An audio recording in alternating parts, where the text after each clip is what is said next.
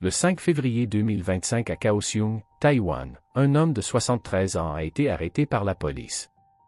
Il est soupçonné d'être impliqué dans une affaire criminelle grave qui a choqué toute la société taïwanaise. En moins de 3 mois, cet homme aurait utilisé des méthodes très discrètes pour assassiner successivement 3 personnes âgées vivant seules, ce qui lui a valu le surnom de « tueur le plus âgé de Taïwan ».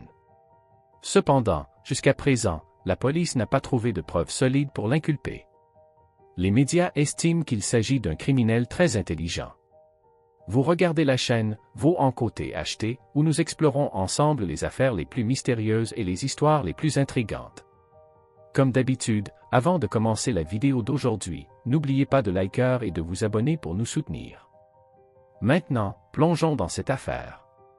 Plus tôt, à 10h le 0 janvier 2025, un résident a signalé à la police de Nancy, Kaohsiung, la disparition de Madame Triyu, âgée de 75 ans. Selon les informations, à 17h30 le 0 février, Madame Triyu a quitté sa maison en moto et n'a plus donné signe de vie. Immédiatement après avoir reçu le signalement, la police a lancé une enquête. En examinant les images des caméras de surveillance, ils ont découvert que Madame Triyu avait transporté un homme sur sa moto en quittant la zone près de chez elle dans l'après-midi. À 17h50, elle est entrée avec cet homme dans un appartement de la ville de Kaohsiung et a disparu sans laisser de traces. Par ailleurs, depuis le matin du 3 février, l'homme qui l'accompagnait a commencé à sortir avec des comportements suspects. Le 5 février, la police de Kaohsiung a arrêté cet homme pour enquête. Ils ont également perquisitionné son domicile et élargi les recherches aux zones environnantes, y compris les égouts et les rivières. Au cours de l'enquête, la police a découvert que cet homme pourrait être lié à plusieurs autres meurtres. L'identité du suspect a été confirmée, il s'agit de TRNG Kit Tong, né en 1951, âgé de 73 ans. Il vit seul dans un appartement au 2e étage d'un immeuble à Kaohsiung. La police soupçonne que Madame Triyu a pu être victime d'un crime dans la soirée du 2 février. Certains voisins ont également rapporté que le matin du 3 février, TRNG Kit Tong sortait fréquemment avec des sacs en plastique noir dégageant une odeur nauséabonde. Les images des caméras de sécurité montrent que vers 8h le 3 février, TRNG Kit Tong est sorti à vélo avec un sac noir dans le panier avant. Il s'est rendu à un point de collecte des déchets situé à environ 200 mètres de chez lui pour jeter des ordures, puis a traversé la rue. La police considère ce comportement comme très suspect, car il semble éviter toute attention. Cependant, malgré sa prudence, TRNG Kit Tong a commis une erreur. Les enquêteurs ont découvert une tache de liquide rouge dans sa maison. Après analyse, il a été révélé que l'ADN de 3 femmes, dont Madame Triyu, a été trouvé chez lui. Les autres victimes incluent une femme nommée TRNG, âgée de 71 ans, et la belle-sœur de TRNG Kit Tong, Madame Hoang, âgée de 75 ans. Les enquêtes ont montré que ces femmes ont disparu après être entrées chez TRNG Kit Tong. Malgré de nombreuses preuves, TRNG Kit Tong nie fermement toute implication dans ces crimes. Il est détenu avec 2 autres détenus et reste silencieux, ne montrant aucun remords. Le 10 février, la police a ramené TRNG Kit Tong sur les lieux pour une 2e perquisition. Pendant ce temps, il est resté calme et observateur, ne disant rien. Les enquêteurs ont utilisé des équipements spéciaux pour collecter des échantillons dans les tuyaux et les égouts de la salle de bain. Ils ont également trouvé des couteaux et une scie dans la maison, bien qu'il n'y ait pas de traces évidentes d'utilisation. Le fils de Madame Triyu est arrivé sur les lieux, exigeant que TRNG Kit Tong soit condamné à mort pour apaiser l'âme de sa mère. Malgré les efforts de la police pour le faire parler, TRNG Kit Tong reste impassible. Cependant, il a refusé de manger le soir de la perquisition, ce qui laisse penser qu'il pourrait être en proie à des pensées troublantes. La police continue d'enquêter et d'analyser les preuves, bien que l'affaire reste complexe et difficile à résoudre.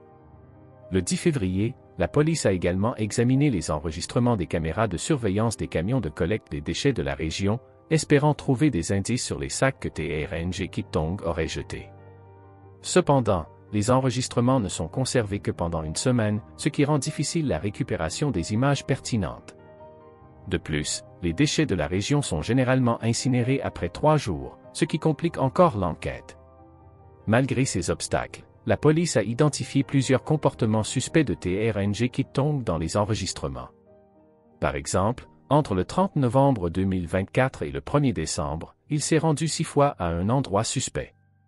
Après la disparition de Madame TRNG, il est sorti 18 fois avec des sacs suspects. Au total, il a effectué 28 déplacements vers un canal local, où il a été filmé en train d'observer l'eau, ce qui a accru les soupçons à son encontre. Il vérifie si les poissons ont rongé ce qu'il a jeté à l'eau. En plus de se rendre au canal numéro 5, Zhang Jizong a également été enregistré se déplaçant vers plusieurs autres endroits pour jeter des restes. Au total, il a fait 50 allers-retours à V. Il est à noter que pendant ces déplacements, il a été extrêmement prudent, car il y avait un poste de police juste à côté de chez lui. Il choisissait souvent des itinéraires courts et sinueux en forme de Z pour éviter d'être détecté. Cela montre qu'il était non seulement audacieux, mais aussi très méticuleux. Dans l'après-midi du 10 février, la police a installé des filets sous le pont de Shanggong, se concentrant sur la zone autour du pont de Jingong, ainsi que sur les piliers et les tunnels sous le pont de Shanggong. Dans l'après-midi du 11 février, un professeur a volontairement fourni un équipement de sonar pour aider à la recherche.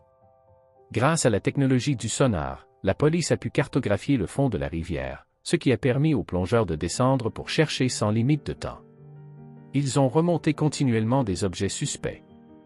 La zone de recherche a également été étendue à la zone côtière près de la mer, car certains objets flottaient à la surface de l'eau. Après vérification, la police a confirmé qu'il s'agissait de parties du corps des victimes. Après plusieurs jours d'efforts, le 14 février, la police a récupéré un total de 43 fragments de corps, dont la plupart appartenaient à Madame Zhao. Seuls 2 fragments appartenaient à Madame Zhang, et 6 autres attendaient encore d'être identifiés. En raison du temps écoulé, la police n'a toujours pas retrouvé le corps de la belle-sœur de la famille Wang. Par ailleurs, l'arme du crime et la tête des victimes n'ont toujours pas été retrouvées. Le 13 février, de nouvelles informations ont révélé que les enquêteurs avaient trouvé une paire de ciseaux suspectés d'être l'arme du crime chez Zhang Jizong. Après analyse, ils ont découvert qu'elle portait l'ADN de Madame Zhang. De plus, la police a également trouvé un couteau tranchant chez Zhang Jizong. Il est à noter que la lame dentelée correspondait aux marques de coupure sur les fragments de corps retrouvés, suggérant qu'il aurait pu être utilisé pour démembrer les victimes. Avec tant de détails macabres révélés, tout le monde veut connaître le motif du meurtrier, son passé, et comment il a pu rester aussi effroyablement calme. Après que les médias se soient impliqués dans l'enquête, une vérité terrifiante a été révélée: Zhang Jizong avait un casier judiciaire. Il y a plus de 50 ans, il avait commis un meurtre grave et avait été condamné à 25 ans de prison. À l'époque, il avait échappé de justesse à la peine de mort en 1972, alors qu'il avait à peine 21 ans. Zhang Jizong était alors en service militaire. Malgré sa petite taille, moins de 1,70 m, il avait été recruté dans la première unité spéciale de l'armée de terre, une force spéciale existant de 1967 à 1986. Normalement, les conscrits ne servaient que 2 ans, mais ceux de l'unité spéciale recevaient une convocation temporaire supplémentaire d'1 an, portant leur service total à 3 ans. À l'époque, Zhang Jizong était sorti boire à Kaohsiung, où il avait rencontré 2 autres hommes. Sous l'effet de l'alcool, les 3 hommes ont eu l'idée de commettre un vol important comme une initiation dans le monde du crime. Ils ont arrêté un taxi au hasard sur la route, mais sans savoir qu'il y avait une passagère à bord. Le meneur, un certain Monsieur Shen, a sorti un couteau et a forcé le chauffeur à se rendre dans une forêt de canne à sucre isolée le long de l'autoroute nord-sud. Les 3 hommes ont tour à tour violé la passagère, puis lui ont volé 2800 $ taïwanais dans son portefeuille. Apparemment insatisfaits, ils ont ensuite forcé le chauffeur à quitter la forêt de canne, prévoyant de commettre d'autres crimes. Alors que le taxi approchait de l'entrée de l'école secondaire de Fanchamp, le chauffeur a repéré un agent de police en train de faire sa ronde à proximité. Il a immédiatement sauté de la voiture et a appelé à l'aide, ce qui a permis de révéler l'affaire. Après le procès, Zhang Jizong et le meneur, M. Shen, ont tous deux été condamnés à mort par le tribunal de Kaohsiung. M. Shen a ensuite été exécuté, mais Zhang Jizong a fait appel et a vu sa peine réduite à la prison à vie. La Cour suprême a maintenu la peine de prison à vie lors du procès en révision, probablement parce qu'elle estimait qu'il pouvait encore être réhabilité. En 1997, Zhang Jizong a été gracié et libéré. Cependant, En 2019, il avait été emmené au poste de police pour avoir volé un vélo, mais n'avait finalement pas été poursuivi. Après sa sortie de prison, Zhang Jizong a été pris en charge par son frère aîné, avec qui il entretenait de bonnes relations. On sait qu'il vivait avec la famille de son frère et que c'est ce dernier qui lui avait trouvé un travail. Le propriétaire de l'entreprise, touché par sa situation, l'avait embauché et lui avait enseigné son métier avec bienveillance.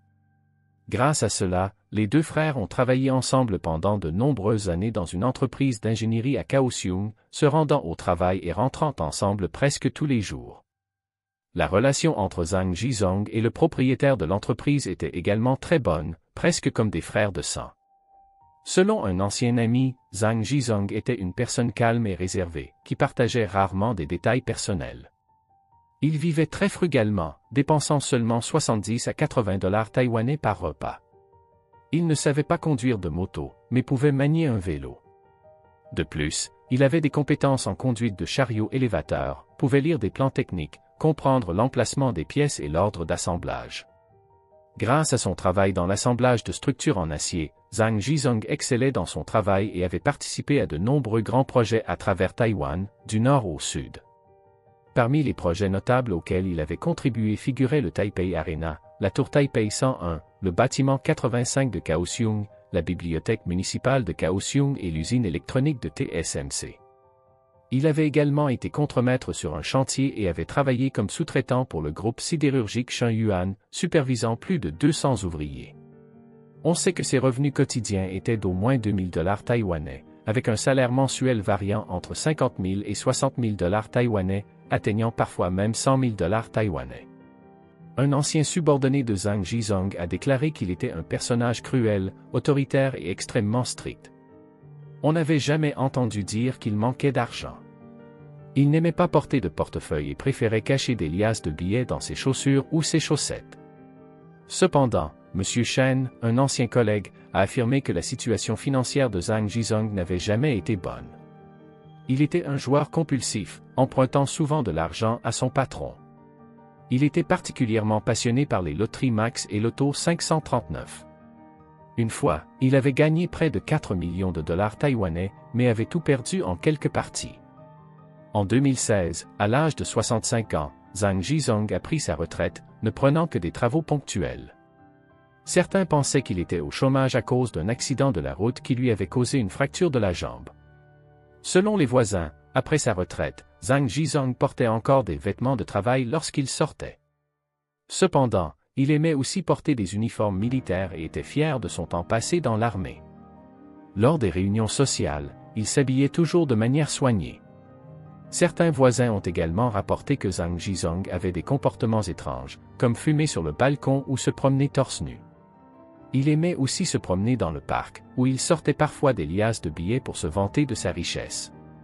Il semblait très apprécié des femmes âgées du parc, avec qui il chantait parfois. Zhang Jizong avait également prétendu posséder une maison à Taipei et avoir 5 petites amies. Cependant, selon une connaissance de longue date, il n'avait jamais eu de relation amoureuse. Seules 2 femmes avaient été mentionnées, l'une vivait à Yunlin, l'autre dans le quartier de Wexi à Taipei. Il n'avait jamais mentionné aucune femme à Kaohsiung. Concernant sa situation financière actuelle, il semblait que Zhang Jizong n'était pas très à l'aise. Après sa retraite, les opportunités de travail se sont raréfiées, épuisant ses sources de revenus. De plus, il continuait à jouer, se rendant souvent dans les magasins de loterie près de chez lui pour acheter des billets à gratter et jouer au loto 539. Il est fort possible qu'il ait dépensé toute sa pension. On sait que le 13 décembre 2024, sur les conseils d'un ami, Zhang Jizong s'est rendu au bureau des affaires sociales pour demander une aide financière pour les personnes âgées à faible revenu, mais sa demande a été refusée. Le bureau a expliqué qu'il avait déjà reçu une pension d'assurance travail d'une valeur de 1,6 million de $ taïwanais, ce qui le rendait inéligible à l'aide. Il a plaidé que cet argent avait été emprunté par quelqu'un d'autre et n'avait pas été remboursé. D'autres sources ont indiqué qu'il avait un revenu d'environ 30 000 $ taïwanais par mois, car il avait été utilisé comme prête-nom dans des transactions financières. Quoi qu'il en soit, il était clair que Zhang Jizong était avide d'argent. Devant sa maison, il y avait une étagère en bois sur laquelle étaient posés divers objets de feng shui pour attirer la richesse, comme un crapaud à 3 pattes vert avec des yeux rouges et une pièce de monnaie dans la bouche, un cobra en cuivre et un cheval en cristal. Une paire de sentences parallèles accrochées à l'entrée portait des inscriptions sur la richesse, avec une bannière indiquant « Ressources abondantes, perspectives vastes ». La sentence de gauche disait « Le ciel accorde la richesse, la fortune est abondante », tandis que celle de droite disait « Le dieu de la richesse apporte la joie, la chance est fluide ». En regardant la maison de Zhang Jizong, on pouvait en partie comprendre sa personnalité. D'abord, c'était une personne méticuleuse et prudente dans son travail. Il avait lui-même peint en rouge la porte d'entrée jusqu'à l'escalier, avec des traits précis et uniformes, sans aucune trace de négligence. Dans le salon, une petite table était couverte de papier, de lunettes, de crayons de couleur et de stylos, montrant qu'il avait l'habitude d'écrire. Dans le tiroir sous la table, il y avait 2 piles de serviettes. Sur l'étagère du salon, il y avait 3 boîtes d'outils de différentes tailles, ainsi que de l'huile de lubrification, prouvant qu'il utilisait souvent ces outils. En entrant dans la chambre, on pouvait voir dans l'armoire des vêtements soigneusement rangés et protégés de la poussière, y compris des tenues à la mode. L'éclairage de la chambre avait une tonalité chaude, créant une atmosphère totalement différente de celle du salon. De plus, la psychologie de Zhang Jizong présentait des signes d'anomalie. Devant sa porte, il y avait un parapluie et une pince à cheveux violettes. Sur l'étagère, il y avait 4 paires de chaussures, ce qui ne ressemblait pas à l'habitation d'un homme vivant seul. Sur la chaise en rotin du salon, il y avait des vêtements féminins, y compris des collants et des leggings. Lorsque la police l'a interrogé, il a dit que c'étaient ses propres vêtements, mais il n'a pas exclu qu'ils puissent appartenir aux victimes. Depuis son emménagement. Vivant dans l'appartement de Zhang Jitong, il n'a jamais fait appel à une livraison de gaz. Il semble qu'il ne mange que des plats à emporter ou qu'il mange au restaurant. De plus, il ne prend que des douches à l'eau froide. Une autre chose effrayante est que sa maison est remplie de statues, avec des photos d'hôtels de proches décédés accrochées au mur. Il y a même une trousse de premiers secours. Pourtant, c'est dans cet espace qu'il a tué 3 femmes âgées. Quant aux motivations réelles de Zhang Jitong, on ne peut pour l'instant que spéculer. D'après les informations connues, il faut d'abord en parler à sa belle-sœur, Madame Wang. Lorsque les parents de Zhang Jitong sont décédés, son frère aîné a hérité de l'appartement dans le quartier de Qianzhen, à Kaohsiung. Cependant, il a accepté de partager une partie de l'héritage avec ses 3 frères cadets. En 2022, lorsque l'aîné est décédé, la propriété de l'appartement est revenue à son neveu, Zhang Jitong, qui a continué à louer l'endroit pour y vivre seul, tandis que sa belle-sœur, Madame Wang, a déménagé dans le quartier de Nancy. Elle ne revenait que rarement à l'appartement. Plus tard, des rumeurs ont circulé selon lesquelles Madame Wang envisageait de vendre l'appartement. Elle avait proposé à Zhang Jitong 100 000 $ taïwanais pour qu'il déménage, puis avait augmenté l'offre à 300 000 $. Cependant, Zhang Jitong estimait que cette somme était trop faible par rapport à la valeur réelle de l'appartement, qui se chiffrait en millions. Ce conflit pourrait avoir nourri sa haine et l'aurait finalement poussé à agir contre sa belle-sœur. Par la suite, Zhang Jitong s'est vanté auprès des gens du parc que sa belle-sœur ne viendrait plus jamais réclamer l'appartement. De plus, une femme qui était amie avec Zhang Jitong se souvient d'un détail suspect. Le soir du 26 décembre 2024, elle avait un ami de Taichung qui était venu à Kaohsiung pour manger du canard braisé au gingembre. Elle a invité Zhang Jitong à se joindre à eux. Ce soir-là, ils étaient 7 à table, mais Zhang Jitong n'a mangé que de la soupe et n'a pas touché à la viande avant de partir rapidement. En y repensant, elle pense qu'il venait peut-être de tuer sa belle-sœur et ne pouvait donc pas manger de viande. Quant au fils de Madame Wang, il vit actuellement à New Taipei et n'a pas pu fournir plus de preuves, mais il a déclaré qu'il n'avait jamais aimé son oncle depuis son enfance. La disparition des Zhang pourrait également être liée à des problèmes d'argent et de conflits familiaux. Selon les rumeurs, à la mi-janvier 2025, Madame Zhang a pris une montre Rolex de Zhang Jitong, d'une valeur de plusieurs millions de dollars taïwanais, et l'a échangée contre 450 000 $ dans un prêteur sur gage. Elle avait également pris de l'argent liquide et des chaînes en or appartenant à Zhang Jitong. Il est possible qu'après cette séparation, Zhang Jitong se soit senti floué, ce qui aurait nourri sa haine et l'aurait poussé à commettre ces crimes. Les gens du parc racontent que Zhang Jiton a ensuite dit à tout le monde qu'il avait dépensé 250 000 $ taïwanais et que Madame Zhang avait ajouté 200 000 $ pour acheter la montre. Selon les informations publiées par la police, après que Madame Zhang a été tuée, Zhang Jiton a utilisé sa carte C pour faire des achats. On ne sait pas s'il l'a fait pour brouiller les pistes ou par nécessité financière. Quant à la disparition de Madame Zhao, il n'y a pas encore beaucoup d'informations, mais on suppose que le motif pourrait être lié à des affaires de cœur. Ce qui est surprenant, c'est que les 4 et 5 février, Zhang Jiton est allé à l'épicerie où Madame Zhao avait l'habitude de se rendre et a demandé au propriétaire si elle était venue. Cela pourrait être une manœuvre pour créer un alibi. Le propriétaire de l'épicerie a révélé que depuis sa retraite de l'usine, Madame Zhao venait presque tous les jours. Il a également remarqué que Zhang Jiton venait souvent la chercher récemment, ce qui l'agaçait. Ce qui inquiète le plus les habitants de Kaohsiung, c'est que depuis que Zhang Jiton a été arrêté, on a confirmé 3 victimes, mais il pourrait y en avoir d'autres qui n'ont pas encore été découvertes. Ou peut-être est-il devenu cruel seulement après avoir été chassé de l'appartement par sa belle-sœur. Selon des sources internes de la police, un carnet de notes a été trouvé chez Zhang Jiton. À l'intérieur, il y avait une feuille à 4 appelée « La liste de la mort ». Bien que l'écriture soit désordonnée et superposée, on pouvait distinguer les noms et les coordonnées de 10 personnes. Parmi elles, 5 noms occupaient les 2/3 de la page, et 3 de ces noms correspondaient aux 3 victimes disparues, Madame Wang, Madame Zhang et Madame Zhao. Le 4e nom sur la liste était celui d'une femme que la police a contactée et qui a confirmé qu'elle était en sécurité. Elle a déclaré qu'elle ne connaissait pas Zhang Jiton et n'était jamais allée chez lui. Il y a environ 6 mois, Zhang Jiton était apparu au parc Sans Main et au parc Wanyang, où il avait d'abord rencontré Madame Zhang avant de faire sa connaissance. Les gens du parc ont remarqué que Zhang Jiton était plutôt discret et rarement vu en public. Au début, il fréquentait surtout le parc du travail, mais à l'approche du Nouvel An, il a commencé à apparaître plus souvent au parc Sans Main et Wanyang. La police soupçonne que Zhang Jiton aurait pu cibler l'argent de la 4e femme et la considérer comme sa prochaine victime, ou qu'il y avait peut-être un conflit entre eux. Cependant, la vérité n'a pas encore été élucidée. Sur la liste de la mort, il y avait également un numéro mystérieux, 0273. La police suppose qu'il pourrait s'agir d'un code pour le 7 février, date à laquelle il prévoyait de s'attaquer à cette femme. Heureusement, Zhang Jiton a été arrêté le 5 février, sauvant potentiellement la prochaine victime. De plus, dans le carnet, il y avait un détail étrange. Le 5e nom sur la liste était celui de Zhang Jiton lui-même. On ne sait pas pourquoi il l'a écrit.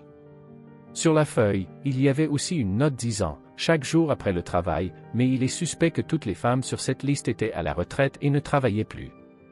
Pour les 5 autres noms, les informations sont limitées, mais une hypothèse suggère que le 6e nom serait le frère cadet de Zhang Jiton. On sait que l'aîné des frères Zhang est décédé, le 2e vit à Taipei, et le cadet a été porté disparu. Certains soupçonnent même que cette disparition pourrait être liée à Zhang Jiton. Cependant, la police a rapidement publié un communiqué officiel indiquant que le frère cadet de Zhang Jiton avait été condamné à 17 ans de prison pour un crime, mais qu'il s'était enfui et n'avait jamais été capturé. En juin 2023, la police a émis un mandat d'arrêt, et le 13 octobre, ils ont confirmé l'avoir arrêté dans une ruelle de la route Hengshan-Er, à Qianzhen, à environ 700 mètres de l'appartement où les meurtres ont eu lieu. Depuis qu'il était en fuite, le frère cadet travaillait comme ouvrier sur des chantiers de construction et louait un logement bon marché grâce à un ami. Lors de son arrestation, il a révélé qu'il ne savait pas que son frère aîné était décédé et qu'il n'avait plus été en contact avec Zhang Jiton depuis longtemps. Cependant, il savait que son frère avait commis un grave crime et que la police le recherchait activement. Il a également prédit qu'il serait tôt ou tard arrêté.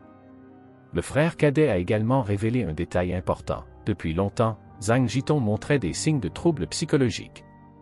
Il devenait très agité chaque fois que l'argent était mentionné. Beaucoup craignent que, sans preuves solides, Zhang Jiton ne puisse être condamné. Concernant la disparition des corps des victimes, des rumeurs suggèrent que Zhang Jiton aurait utilisé une scie sauteuse qu'il avait chez lui. En fixant une lame en alliage, il aurait pu facilement couper du métal et du bois, sans parler des os humains. Il est possible qu'il ait commis ces actes horribles dans sa baignoire, puis ait découpé les corps en morceaux qu'il aurait mis dans des sacs en plastique avant de les jeter discrètement. Un voisin a raconté aux médias qu'avant et après le Nouvel An, il avait entendu Zhang Jitong utiliser un outil pour couper quelque chose pendant longtemps, mais à l'époque, il pensait qu'il réparait sa maison. De plus, juste avant le nouvel an, Zhang Jitong sortait souvent avec des sacs en plastique. Cependant, dans un rapport du 13 février, la police a indiqué que la scie sauteuse avait été exclue comme arme du crime car elle ne portait aucune trace d'utilisation. La police n'a également trouvé aucune preuve dans le système de drainage de la salle de bain. Il faut admettre que condamner Zhang Jitong, surtout à la peine de mort, reste un défi de taille. Il pourrait invoquer des troubles mentaux, une perte de contrôle, voire un trouble de la personnalité multiple, ce qui rendrait difficile pour le tribunal de le considérer comme un criminel endurci au sens juridique. Un expert a souligné que lorsque Zhang Jitong remplissait des formulaires d'aide sociale, son écriture était soignée, mais les traits de son nom et de son adresse étaient différents, ce qui pourrait indiquer qu'il est très doué pour se déguiser ou qu'il laisse délibérément des indices cachés. Les personnes qui connaissaient Zhang Jitong ont été choquées par cette affaire. Elles ne pouvaient pas croire que la personne dont on parlait dans les nouvelles était le Zhang Jitong qu'elles connaissaient. Une amie de Zhang Jitong a déclaré qu'il parlait peu et qu'il se contentait de saluer lorsqu'ils se croisaient. En y repensant, elle se sentait mal à l'aise. L'ancien employeur de Zhang Jitong a été profondément attristé par cette affaire, perdant le sommeil et pleurant abondamment. La femme de l'employeur a déclaré que pendant les 20 années où Zhang Jitong avait travaillé avec eux, il avait toujours été diligent, calme et sérieux dans son travail. Il était tout à fait normal, voire très normal. Elle a raconté qu'une fois, Zhang Jitong avait eu un accident de la route et que son mari n'avait pas hésité à l'aider à remplir les formalités d'hospitalisation, le traitant comme un membre de la famille. Juste avant cet incident, Zhang Jitong avait même emprunté 10 000 $ taïwanais à son employeur. Ce qui est décevant dans cette affaire, c'est que jusqu'à présent, l'image de Zhang Jitong n'a pas été rendue publique. Selon la loi taïwanaise, si un suspect n'a pas avoué, les autorités doivent protéger ses droits de l'homme. Par conséquent, les médias ne peuvent publier qu'une image reconstituée par IA plutôt qu'une photo réelle. Les amis de Zhang Jitong ont révélé qu'avant le nouvel an, il avait demandé à un ami de lui couper les cheveux et voulait se raser la tête. À l'époque, l'ami lui avait dit que ce ne serait pas beau, mais Zhang Jitong n'avait pas écouté. En y repensant, on peut voir qu'il cherchait toujours à se cacher. De nombreux Taïwanais expriment leur mécontentement face à la non-publication de l'image de Zhang Jitong, estimant que cela pourrait aider la police à recueillir plus d'indices auprès du public et à faciliter l'enquête. Ainsi se termine l'histoire d'aujourd'hui. Que pensez-vous de cette affaire? Laissez vos commentaires ci-dessous pour en discuter. Et avant de partir, n'oubliez pas de laisser un like, de vous abonner et d'activer les notifications pour ne pas manquer les prochaines affaires criminelles classiques sur la chaîne, Vraies Affaires Criminelles.